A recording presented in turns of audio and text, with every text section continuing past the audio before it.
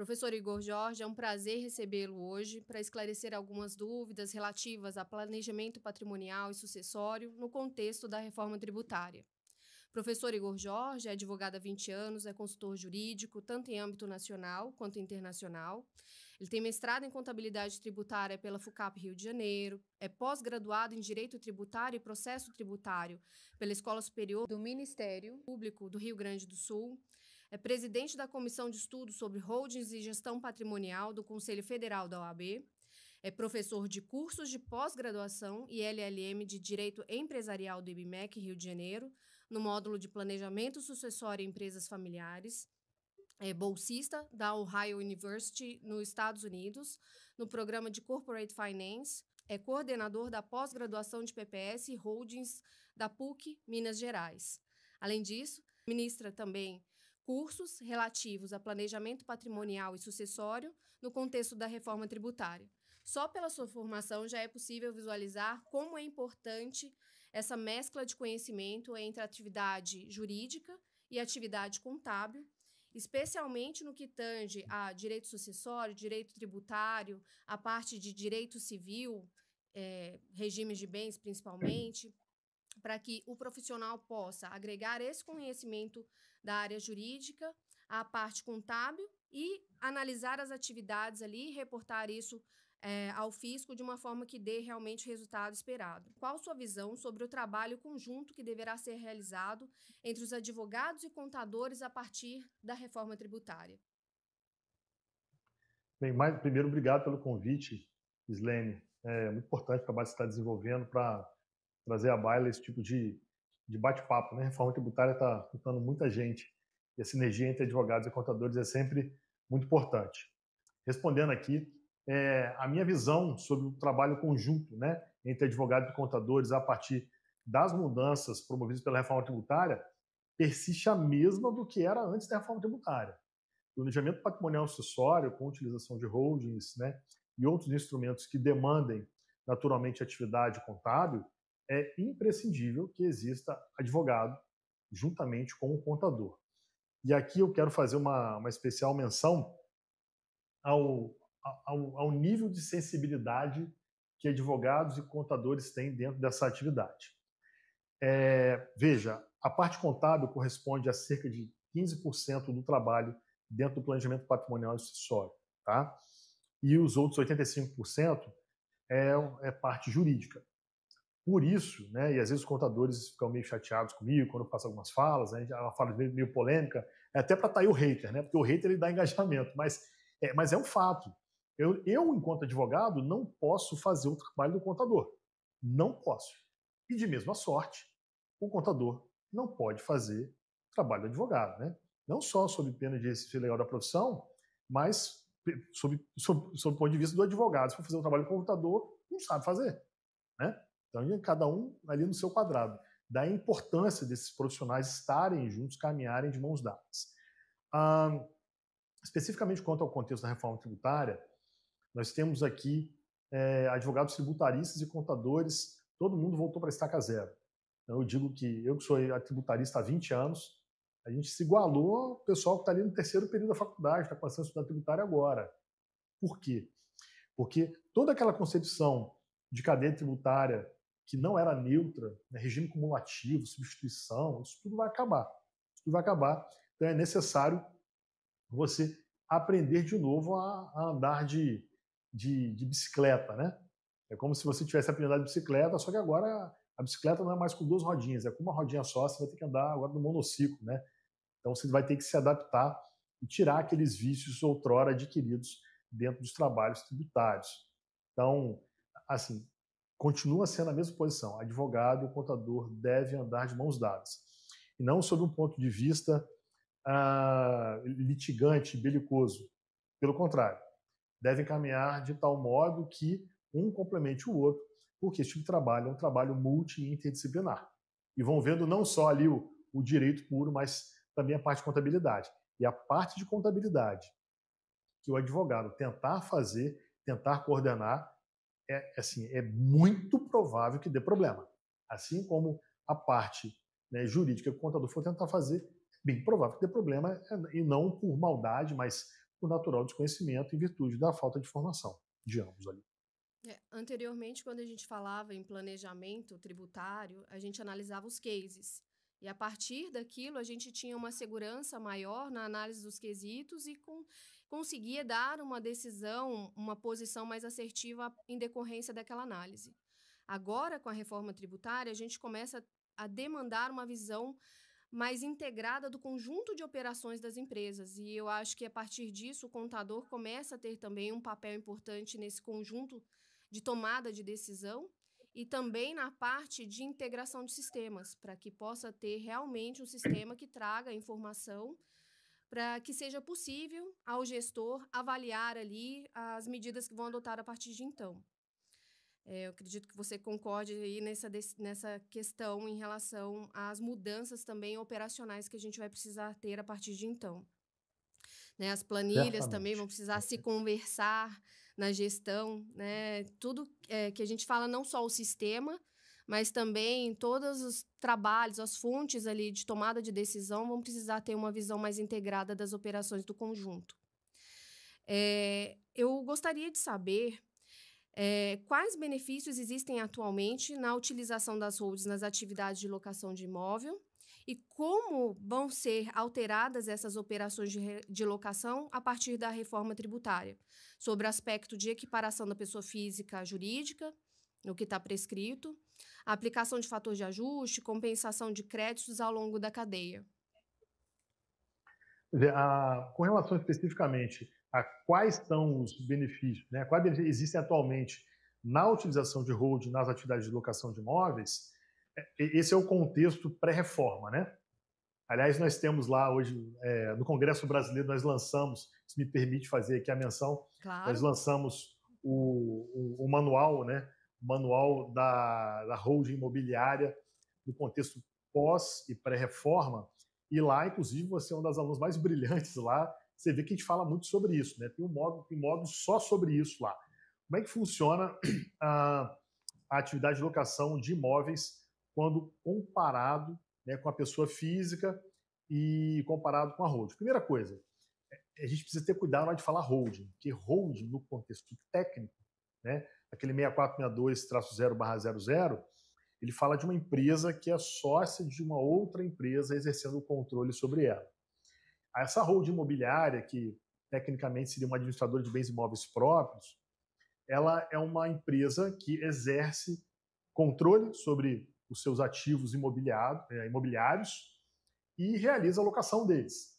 A pergunta que não quer calar e que todo mundo, né, às vezes é muito assertivo, não, faz a sua holding, que você vai pagar, você vai sair de uma tributação de 27,5% para uma tributação de 11,33%. Cara, isso é a maior sandice, né? Porque às vezes as pessoas querem jogar alguns números para causar impacto, mesmo porque falar números chama a atenção, é um dos gatilhos mentais. A gente tem que ter muito cuidado. Pode ser que, a depender da pessoa física que esteja realizando locação de bens imóveis e de todo o contexto de tributação que a sua renda já recebe, pode ser que tributar na pessoa física seja mais barato que tributar na pessoa jurídica. Isso vai depender do valor do aluguel, isso vai depender se você tem dependentes, se não tem dependentes, quanto você gasta com saúde, quanto você gasta com previdência privada, quanto você gasta com escola, se você paga alimentos. Então, tem uma série de fatores, inclusive a Receita Federal carinhosamente disponibiliza uma calculadora, eu mostro lá no curso, né, para vocês. Aí vamos construir, vamos ver qual é a nossa alíquota efetiva. Você digita lá tudo e no final você tem a sua alíquota efetiva. Então você acha que é 27,5%, não é. Às vezes ele dá 12, 15, 18, 10, e depende de uma série de fatores, né? Será que o meu cliente só tem de rendimentos a alocação de imóveis? Ok, não tem mais nada que é levado à tributação? Maravilha. Então, será considerada naturalmente ali dentro das faixas de tributação o valor daquilo que ele recebe por mês versus aquilo que pode ser deduzido e, ao final, você vai ter ali uma alíquota efetiva. Salvo engano, no exemplo que eu dei lá no curso, né, que está lá gravado na aula, me parece que ficou 12, alguma coisa, né? Sim. Ficou bem parecido com a pessoa jurídica. Então, sob o ponto de vista de planejamento patrimonial acessório, para evitar a preponderância de receita imobiliária, salvo tema 1348 do STF, talvez seja interessante você integralizar a nua propriedade, ter um deságio na base de cálculo, receber as locações da pessoa física durante aquele período ali, talvez de 2, 3 anos, que é o período de análise da imunidade, né, lá do 156, né, imunidade na integralização, para que você consiga conquistar, durante esses 3 anos, o benefício da imunidade, não tendo receita preponderante dentro da pessoa jurídica. Então, veja, olha como é que a análise é multi-interdisciplinar, né? Nós estamos falando aqui quais benefícios existem na utilização de holding na atividade imóveis, a questão do ITBI. Então, é um jogo, né? Parece que é um xadrez, um movimento já pensando naqueles que virão adiante. Então, assim, existem benefícios possíveis? Sim, existem benefícios possíveis, mas eles são absolutamente casuísticos. E cada caso deverá ser analisado. Porque essa máxima de que a tributação na PJ sempre é melhor do que na PF, não é verdade. Uhum. Mesmo porque também tem os gastos com a manutenção da própria holding também, né? Então, é um conjunto que tem que ser analisado. Com a reforma tributária, foram criados critérios em que a pessoa física pode se equiparar à pessoa jurídica. Você poderia detalhar um pouquinho melhor sobre isso? Vamos lá. Sim, então, aqui, a reforma tributária, ela determinou quem vai ser o contribuinte, tá? Quem vai ser o contribuinte regular e quem não é o contribuinte regular. O contribuinte regular é aquele a qual a lei atribuiu a característica jurídica de necessariamente dever pagar o IVA dual e poder creditar-se dele, tá? Então, essas operações de locação com a reforma tributária, sob o aspecto da equiparação de PJ e PF, ele deve ser percebido da seguinte forma. Primeira coisa, pessoa jurídica necessariamente é contribuinte regular. Sim. A pessoa física, ela, por regra, ela não é contribuinte regular, em que pese dever pagar o IVA dual, mas não poderá acreditar-se do pagamento que realizou. Existe sim a possibilidade, por exceção, de uma pessoa física tornar-se equiparada à PJ, de acordo com o faturamento que ela tem. Agora, eu ouso arriscar aqui, Gislene, que depois de um certo tempo de maturação da reforma tributária, pelo que nós vimos de benefícios possíveis, eu até falo isso lá no curso, eu acredito que nós teremos várias mini holdings imobiliárias para fazer uma PJ para comprar um imóvel. Porque a possibilidade de modelagem de negócio do crédito, eu não quero CPF para me creditar. Eu quero CPF, dona de uma PJ, para me creditar daquilo que eu posso me creditar numa locação. E aqui eu falo de uma nova locação, uma locação remodelada, não aquela locação brasileira padrão, né? Imóvel vazio. Você entrega o imóvel vazio para a pessoa. Não, agora nós teremos negócios que permitirão a construção de uma carteira tributária de créditos pelos gastos que tivemos com os imóveis que foram levados à locação. Então, e é muito interessante isso, porque nós teremos, só para o setor imobiliário, nós teremos 3 alíquotas possíveis. A alíquota cheia, de 28%, a alíquota com desconto de 50%, que é para a alienação, ela vai para 14%, isso considerando que a alíquota de fato será 28%, né? E a alíquota para a locação, né, que tem um deságio aí de 70% na base de cálculo, fazendo com que a alíquota efetiva, considerando que a cheia é 28%, caia para 8,4%. Então, veja que nós temos um funil que sai de 28 para 14 e vai até 8,4, a partir do qual você pode pegar ali alguns spreads. E o segredo mora justamente em saber como construir esses spreads, construindo créditos tributários. Além disso, nós temos ali a aplicação de fator de ajuste e compensação de crédito ao longo da cadeia, né? O que é o fator de ajuste? O fator de ajuste é para salvar a galera que tem imóveis já no estoque. Porque, veja, eu não posso fazer uma reforma tributária que pense apenas nos novos imóveis que serão adquiridos. Eu preciso considerar os já existentes, porque eles não me geraram crédito. Então, foi necessário bolar algum artifício jurídico que entregasse para a operação tributária algo equiparado ao crédito que você terá, que o contribuinte regular terá na aquisição de imóveis. Assim sendo, as aquisições que ocorrerão a partir da vigência ali do IVA dual, toda aquisição gerará crédito de 28%. E quem adquiriu antes vai ter um fator de ajuste. O que é o fator de ajuste?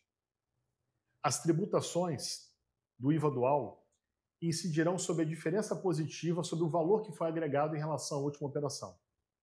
Então, se eu comprei por 1 milhão e eu estou vendendo por 2 milhões o imóvel, eu me creditei em 28% sobre esse 1 milhão, que dá 280 mil, e vou me debitar na alienação em 14% sobre essa diferença.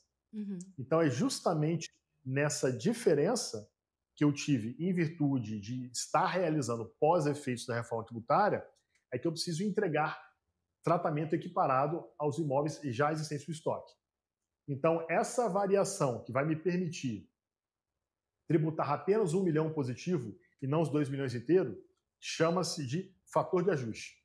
E esse fator de ajuste é esse primeiro 1 milhão aqui, que no caso pós-reforma é o valor que eu me creditei em 28%, né, considerando que eu sou um contribuinte regular. Então, o fator de ajuste ele será uma ferramenta social. Aliás, salvo engano, você também é corretora de imóveis, correto, Islene? Sim, na verdade, a minha atividade preponderante é essa, sim. Ou seja, além de você ganhar dinheiro dando consultoria com a reforma tributária, você também está habilitada a poder fazer os laudos de avaliação para os imóveis que estão no estoque. Sim. Isso é um mercado que vai se abrir, eu até falei isso no Congresso, né? Então, esse laudo de avaliação para dizer justamente o tamanho do fator de ajuste é um mercado que vai se abrir assim, de maneira gigante até dezembro de 2026. Isso até era a pauta de uma pergunta que eu ia te fazer um pouco mais à frente, então eu vou antecipar, né? A gente viu a Receita Federal agora instituir o Cadastro Imobiliário Brasileiro, o CIB. E isso já é um grande avanço em relação a essa necessidade de criação de um valor de referência que seja passível de ser objeto de tributação de CBS-BS. E que seja também um meio de fiscalização tributária e também uma forma de valorização dos imóveis mais próximo ao valor de mercado, porque sempre esse tipo de cadastro é uma estimativa. Eles farão essa instituição e nós teremos um prazo para contestar, certo? Qual vai ser o procedimento e que atenção a gente precisa ter em relação a isso? Existe ainda, tem muita regulamentação para sair, né? Vai sair uma em novembro agora, né? Sim. Mas a expectativa é que eles não vão conseguir, pelo que a gente está ouvindo, eles não vão conseguir oferecer um valor, né, que seja pronto para todo o país. Então, a partir disso, das duas, se eles conseguirem, nós precisaremos contestar, se nós discordarmos. E a forma correta de discordância disso é você fazer na forma da ABNT. Então, um corretor de imóveis, ele pode fazer avaliação de um imóvel, né, contrate a Gislene. O avaliador, sim. Que ela vai, exato, ela vai fazer a avaliação, né, na forma prescrita e vai levar para a administração pública e falar, olha, eu não concordo com esse valor, porque eu tenho um laudo aqui dizendo o contrário, que o valor de mercado, o valor venal, né, o valor de venda de Vênus, né, é este aqui. Então, o contribuinte terá essa possibilidade de ter esse valor de referência. Tá? Então, é justamente dentro desse contexto que você vai ter a possibilidade de discordar, mesmo porque o artigo 148 do Código Tributário Nacional determina que para que a autoridade administrativa discorde de alguma coisa, ela precisa ter procedimento. Sim. Então, será aberto naturalmente contraditório, né? E essa será a forma prescrita, né, para que você consiga contestar os valores eventualmente atribuídos pela administração fazendária. E, nesse caso específico, o cadastro, o CIB, vai impactar não somente em relação à questão de CBS-BS, mas ITBI também, que a gente tem aquele valor de referência entre venal e valor de mercado, que sempre dá bastante discussão. Houve, inclusive, em São Paulo, a instituição de um valor de referência que acabou sendo questionado, né, e que gerou bastante discussão e que agora começou a ter um respaldo a partir da reforma tributária para que realmente seja validado. Então, isso também vai resvalar no ITBI e também em questões de fiscalização, certo? Detalhe um pouco mais para mim nesse ponto. Certo. Inclusive, isso aí começou, essa história lá no tema 1113 do STJ, né? Que ponderou essas questões de como avaliar o bem imóvel, né? Isso foi um tema pacificado pelo STJ, mas fato é que, dentro desse contexto, dentro desse cadastro, né, imobiliário brasileiro, as administrações fazendárias que outrora trabalhavam de maneira separada, né, municípios, estados e União, agora todo mundo é dono do mesmo bolo de dinheiro, tanto é que o comitê gestor está sendo instituído justamente para que essa fiscalização ocorra de forma tripartite, concentrada, e os riscos existentes, por exemplo, na utilização de forma gratuita de bem imóvel pertencente àquela pessoa que integralizou o bem imóvel, né, e está usando, existe um risco hoje, já lá no artigo 41, salvo engano, no parágrafo único do decreto 9.580 de 2018, que é o decreto Temer, né, que é o regulamento do Código, é o RIR, né, que não tem nada para rir ali, né? Esse decreto revogou o decreto 3.000, então vigente, de 1999. O artigo 41, parágrafo único, ele já prevê uma hipótese de que, quando a parte integraliza para uma PJ e ele fica usando isso de maneira gratuita, essa utilização de maneira gratuita, ela pode ser tributada pelo imposto de renda. Sim. Só que essa fiscalização é muito difícil de acontecer. É muito difícil. E eu acredito piamente que o cadastro imobiliário brasileiro ele vai permitir, uma vez que agora as administrações fazendárias têm objetivos em comum, né? Ainda que isso não pareça crível hoje, tenho certeza. Se o fato gerador ele vai abarcar interesses de várias instituições fazendárias, a integração de dados é a coisa mais certa a ser feita pela União, Estados e Municípios, que é o que está acontecendo, né? Então, esse tipo de fiscalização, que outrora era difícil, agora passará a ser comum. Aliás, não só para isso, porque isso que eu acabei de falar não será apenas fato gerador do IR, mas também fato gerador do IVA dual. Porque a cessão gratuita de imóvel que pertence a PJ para a parte relacionada a título gratuito pelo menos, né, ainda que eu considere incondicional, é fato gerador do IVA dual, que a gente consegue corrigir com nua propriedade, né? Você que é lá do nosso curso, você sabe disso. Sim. Mas, veja, no planejamento isso deverá ser considerado também, porque o cadastro imobiliário brasileiro vai permitir não só essa questão do IR, lá do artigo 41 do regulamento, mas também a tributação do IVA dual em relação ao fornecimento gratuito a partes relacionadas de bem imóvel. Então, tem se falado não somente sobre essa questão da tributação, por exemplo, do comodato de uso de bem próprio pelo sócio, casa de veraneio, casa em que ele institui para residência familiar, mas também tem se falado do cruzamento para fins de tributação dos aluguéis que não são declarados, né, que são objetos de sonegação. E pelo cruzamento, eles têm dito bastante sobre o cruzamento da informação de endereço da pessoa física na declaração de imposto de renda dela, com o que vai haver de informações transmitidas pelos cartórios de titularidade patrimonial em relação aos imóveis. Então, aquele bem que está informado na declaração como sendo residência não está sendo objeto de tributação. Aí vai, desde a locação, quanto o imóvel de uso próprio, familiar e veraneio e etc., né? Nesse aspecto. Então, assim, é uma gama de possibilidades ali ao fisco de cruzamento de informações em razão disso e tributações não só de R, IBS, CBS, mas também de TBI, né? Virá de todos os lados. Sim, isso é um fato. Exatamente. Só mais um detalhe em relação à questão da locação. Muitos clientes têm questionado a forma de enquadramento que haverá. Ah, eu tenho mais de 3 imóveis na minha pessoa física, ou não tenho mais de 3 imóveis na minha pessoa física, mas a minha renda estoura ali o valor limite que eu vou ter como referência para fins de equiparação. Detalhe um pouquinho só para mim esse ponto, que eu acho que é importante ali para o público saber também. A questão dos 240 mil reais, certo? Exato.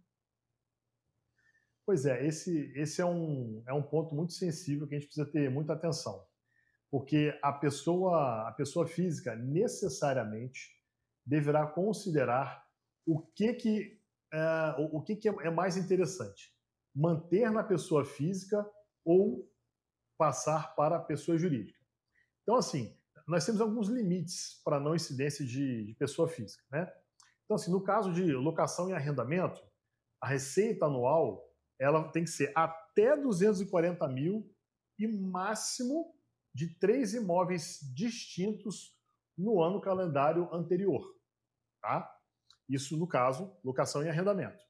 No caso de alienação, são até 3 imóveis distintos no ano calendário anterior que não sejam construídos pelo alienante, né? E isso nos últimos 5 anos.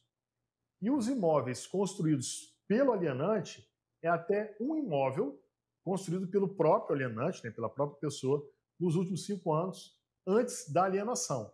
Então, assim, mesmo considerando esses limites, se for feito um planejamento tributário interessante, vale muito a pena pejotizar e fazer por dentro da pessoa jurídica, porque o tanto de crédito que você pode tomar e vai debitar com uma alíquota menor não faz sentido, sob o ponto de vista de eficiência econômica do projeto, fazer pela pessoa física. Né? A não ser aquela pessoa que está com muita preguiça, ou a não ser, Gislaine, aí vamos, como eu falei lá atrás, né, que a tributação pela PJ sempre é melhor, isso não é verdade, né? Não é verdade que a tributação do IR na PJ sempre é mais favorável do que na PF, a não ser que esses 240 mil, que vai dar aí 20 mil reais, né? 20 mil reais? Sim. 20 mil reais de aluguel. Então, a não ser que isso faça com que na sua conta você identifique todas aquelas deduções e a alíquota efetiva vai dar menor. Só que a alíquota efetiva ela vai considerar dentro da PJ não apenas os créditos que você vai tomar, mas o balanço entre tributação indireta, que é a reforma atual, e a tributação direta, que é a questão do IR. Então, muita conta vai ter que ser feita, muita conta. Vai ser uma doideira isso. Então, assim, vou até refazer aqui minha fala. A pessoa, para se manter lá nos 240 mil, naqueles limites, para não querer ser contribuinte do IVA dual, ela vai ter que fazer aquela alíquota efetiva do IR, balancear com aquilo que ela está deixando de ganhar com crédito de IVA dual e comparar como seria na PJ, tributando a parte de IR, na parte presumida que vai de 11,33 a 14,53, juntamente com a alíquota efetiva do IVA dual, quando você pode se creditar. Nós temos critérios para a venda, e nós temos que fazer análises para verificar aquele benefício em conjunto para a tomada de decisão. Isso realmente gera uma complexidade que demanda justamente essa visão do todo patrimonial para a tomada de decisões, né? Essa é a complexidade que a gente vê principalmente.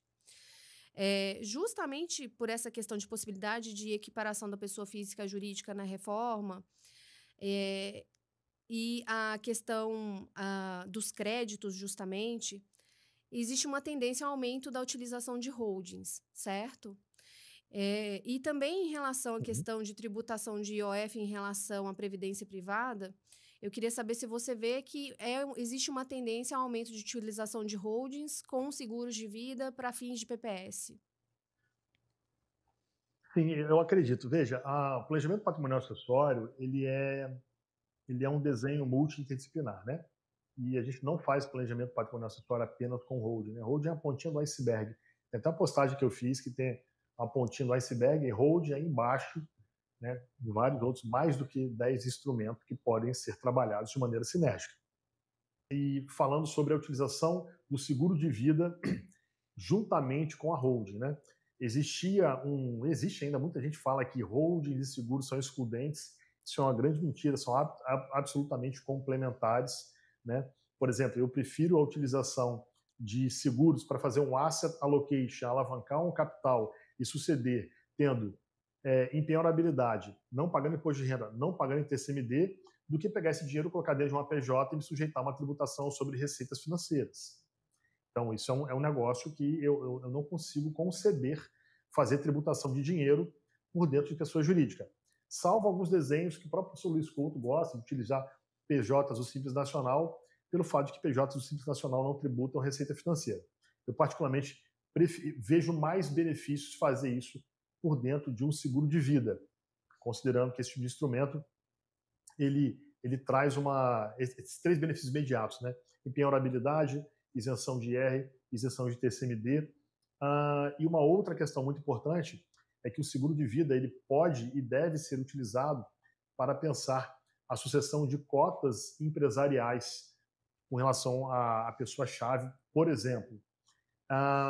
E uma coisa que eu preciso dizer, a partir do advento aí da vigência, da conversão do projeto de lei complementar 108 em lei complementar, a utilização de seguro de vida vai aumentar absurdamente, uma vez que a base de cálculo, outrora, né, que hoje é praticada pelas unidades federativas de maneira autônoma com as suas leis estaduais e no Distrito Federal pela lei distrital, será unificada e sofrerá os efeitos do artigo 24, parágrafo 2º da Constituição Federal, que prescreve que, quando a norma geral entra em vigor, exercendo a União a sua competência, as normas estaduais têm a sua eficácia ali suspensa, né? Então, isso vai fazer com que você tenha uma base de cálculo na doação de cotas ali de maneira unificada, linear, acabando com essa guerra fiscal ainda existente hoje, e você passará a ter que buscar outras alternativas que possam fazer com que essa base de cálculo seja mitigada, e uma delas é, naturalmente, a utilização de seguro de vida. E olha que interessante isso, Gislene. O quanto antes ela for feita, o quão mais jovem for o segurado, maior será o deságio na base de cálculo. Sim. Porque a pólice será utilizada para pagar aquele inventário ali na frente. E a alavancagem de um seguro de vida depende necessariamente da idade do segurado, né, e alguns outros critérios de risco, mas o principal é a idade. Então, isso vai ser algo muito novo, né, a ser desenvolvido por nós. Ou seja, o empresário vai ter que despertar ontem para fazer a apólice e deixar isso tudo, né, já preparado, se assim quiser proceder com planejamento patrimonial utilizando a apólice para suceder as suas cotas um pouco mais à frente. Uma outra possibilidade, naturalmente, é fazer sessão onerosa, com distribuição proporcional, enfim, existem outras formas também, mas essa é uma que com certeza vai aumentar sobremaneira. Em relação à questão ainda da questão do seguro de vida, agora somente sobre o prisma da pessoa jurídica, existe também a necessidade de se ter atenção a alguns procedimentos para que esse seguro, o benefício, não integre o patrimônio líquido da empresa ali com falecimento do sócio, né? O que você me passa ali de pontos de atenção que o público tem que se atentar? Tem que observar. Cara, vamos lá. Um ponto que é importante é esse que você falou. Então, vamos lá. Qual é o ponto mais sensível com relação a seguro de vida na hora de você amarrar com o capital social e sucessão das cotas? Princípio de Sazini. O princípio de Sazini, escreve-se, né, Saizini, ele prevê que abre-se a sucessão no exato instante da morte. Todavia, neste mesmo instante da morte, nasce o direito ao capital segurado. Ora, se a minha empresa é dona da apólice, é natural e é defensável que você diga o seguinte: olha, no exato momento da morte, surgiu o direito a um capital segurado que passa agora a integrar o patrimônio líquido da minha PJ. Ora, se o falecido era dono do capital social e naturalmente recebe os reflexos do patrimônio líquido, aquilo que você vai entregar para ele, se ele estiver sozinho na empresa, é uma coisa. Agora, se ele tiver um sócio, vamos supor, se for meio a meio, e a empresa for receber 1 milhão, no final das contas, você pode ter o risco do seguinte: meu Deus, eu fiz uma apólice de R$1 milhão para pagar R$1 milhão dos 50% do que faleceu, né? Sim. Porque o total ali seria 2 milhões, vamos supor. Ora, se você não tiver o cuidado de escrever no contrato social que a apólice não deve integrar o cálculo do levantamento de balanço especial para a liquidação, conforme o artigo 1031 do Código Civil, existe o risco de ser considerado um patrimônio líquido ali que é de 2 milhões, você tinha a apólice de 1 milhão, ela integra o PL, agora o PL vale 3 milhões e a parte do falecido é 1,5 milhão. No final das contas, a sua apólice, que era a apólice de 1 milhão, ficou uma apólice que vai sobrar 500 mil para pagar 1,5 milhão. Né? Então, isso é algo que deve ser pensado. Então, como fazer isso? Utilizar o contrato social para indicar que a apólice não integrará para todos os fins o cálculo do PL quando do levantamento de balanço especial para liquidação de cotas de sócio falecido. Né? Isso é algo muito importante que deve ser observado. E esse seguro, segundo, ele é feito... cuidado. Desculpa. Ele é feito no nome do sócio pessoa física, com beneficiário a pessoa jurídica, ou ela é feita direto na PJ? Isso, exatamente. Esse seguro, ele é feito. O segurado é o sócio e a beneficiária é a PJ. E aqui nasce um problema. Se a PJ é beneficiária, ela vai receber alguma coisa. Então você precisa analisar os 3 regimes tributários: Simples Nacional, lucro presumido e lucro real. Qual desses 3 tem o benefício de isenção no recebimento do capital segurado? Na forma do artigo 525 do Decreto 9.580 de 2018, apenas as empresas do lucro real têm esse benefício de receber o valor do capital segurado e não ter ele tributado. Empresas do Simples Nacional e lucro presumido terão essa entrada tributada. Sim, então existe uma necessidade de cautela, tanto com a redação do contrato social da própria holding, quanto também dos atos ali de instituição ali do seguro de vida para fins de sucessão patrimonial dentro do contexto da PJ. Qual a sua visão sobre a inserção, a integralização de veículos, aplicações financeiras, e aí você já me colocou bens de uso próprio, né, na holding?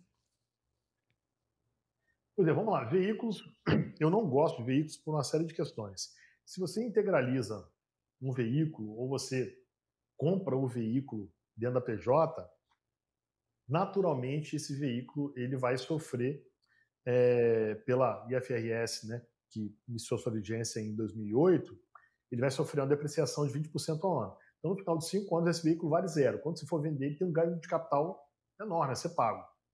O preço do lucro presumido, você vai pagar 15 de IR, 10 de adicional e mais 9 CSLL. Então, tende a 34% essa tributação sobre o ganho de capital do veículo que você quis comprar como PJ por 2 motivos: para fugir de multa e para você pegar um desconto ali.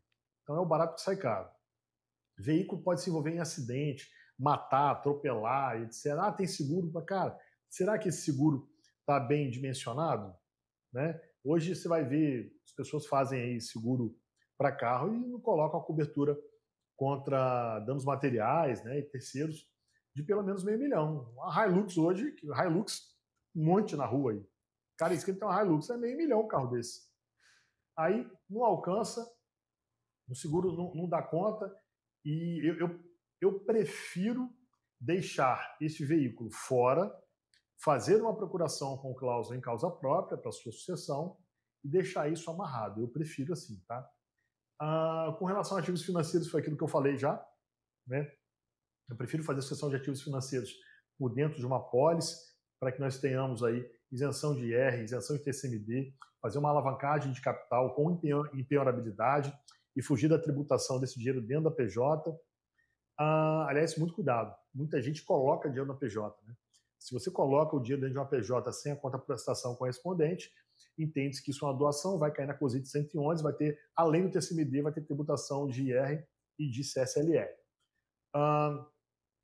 E aí, por último, nós falamos de dinheiro, carro, e qual foi o último que você me Ah, perguntou? foi em relação a bens de uso próprio, no caso que a gente já discutiu, a questão das casas Entendi. de veraneio, residência própria, que você já disse a É, questão da bem de uso tributação. próprio vai ficar cada vez mais perigoso, né? Não que você Uhum. não possa, mas leve a nua propriedade e mantenha usufruto se você estiver fazendo uso disso, né?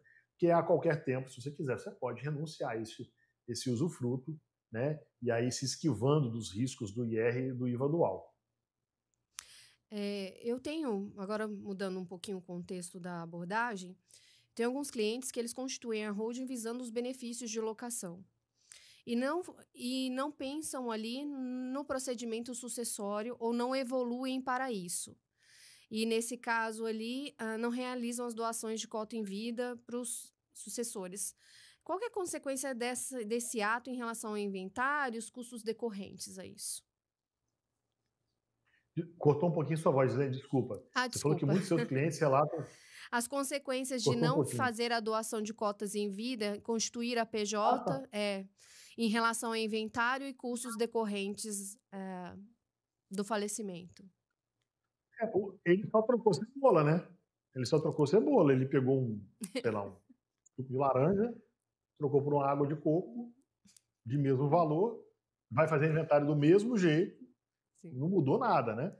Então, aliás, tem cliente que me pergunta, cara, eu não tenho para quem, eu não tenho filhos, eu não tenho pai vivo, não tenho irmão. Como é que eu faço? E, cara, você pode deixar para o Estado, você pode já testar isso para alguém, né? Você pode deixar esse desenho já amarrado para uma pessoa que você queira, né?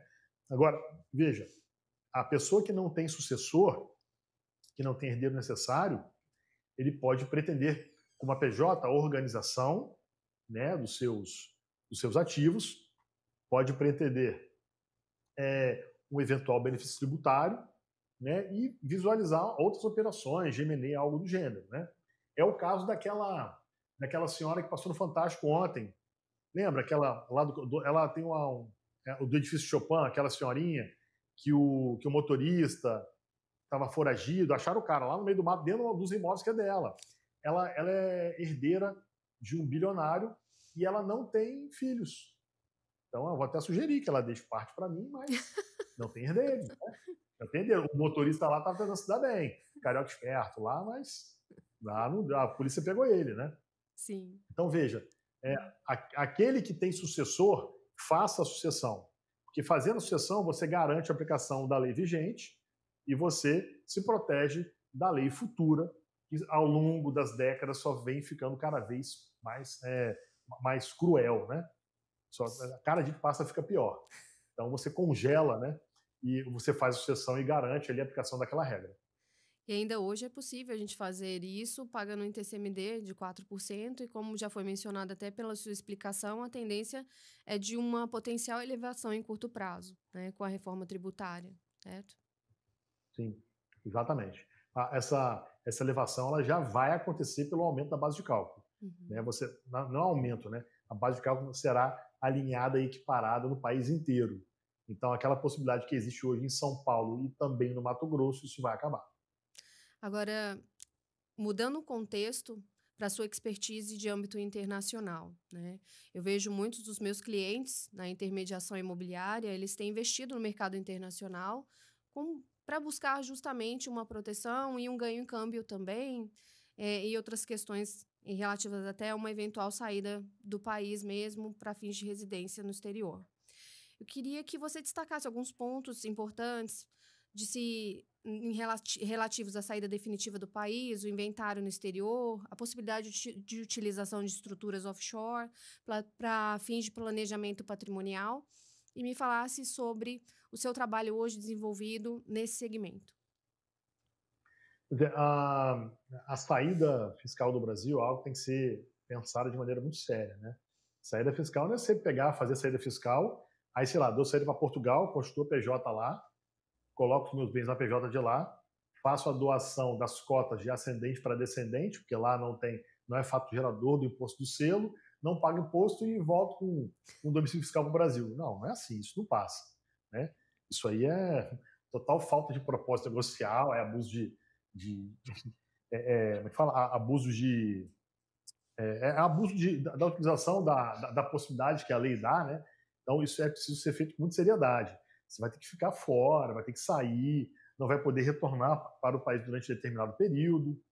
Então isso tudo precisa ser analisado de acordo com a jurisdição que você vai escolher.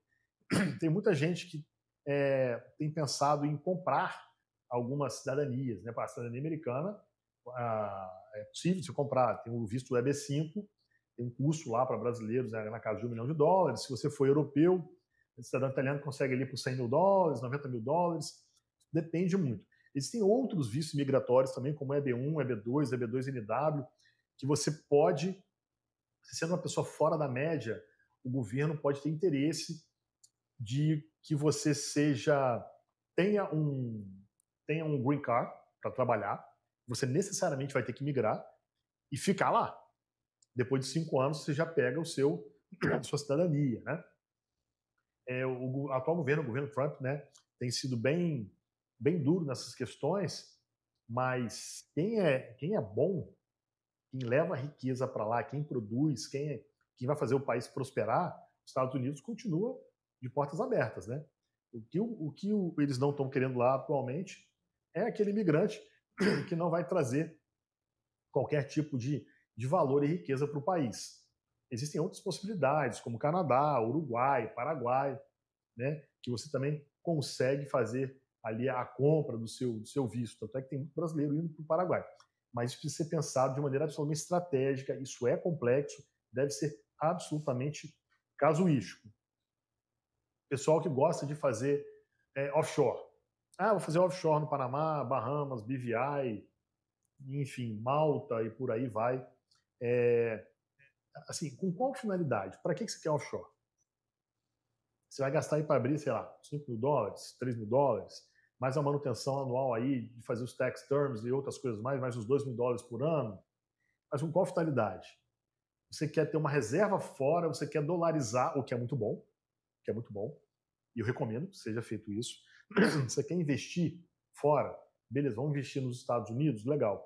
Mas você tem que saber que a maior parte do mundo hoje faz o CRS, né? Que são os Common Report Standard, que são as comunicações entre os países e os bancos centrais com relação aos valores que transitam, né, no mercado internacional.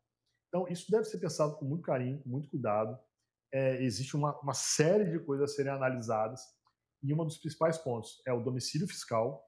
Se você vai ficar com duplo domicílio fiscal e dupla cidadania, né? Às vezes você vai ter dupla cidadania e vai ter só um domicílio fiscal, ou tem dupla cidadania e 2 domicílios fiscais, o que pode trazer uma tributação, por exemplo, no caso dos Estados Unidos, que tributa em bases universais, tributar 2 vezes o seu rendimento, lá nos Estados Unidos e aqui no Brasil.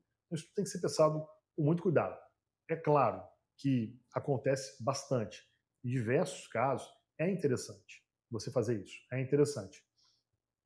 Essa saída definitiva tem acontecido sobremaneira aqui, especialmente em virtude do que o nosso governo vem praticando. Só que, por outro lado, o tamanho do gasto do atual governo, ele atrai um processo inflacionário que joga a nossa Selic lá para cima. Se joga a Selic muito alta, num custo de capital a 15% ao ano, mais a nossa dívida, você imagina, né? Aí o capital especulativo vem para cá.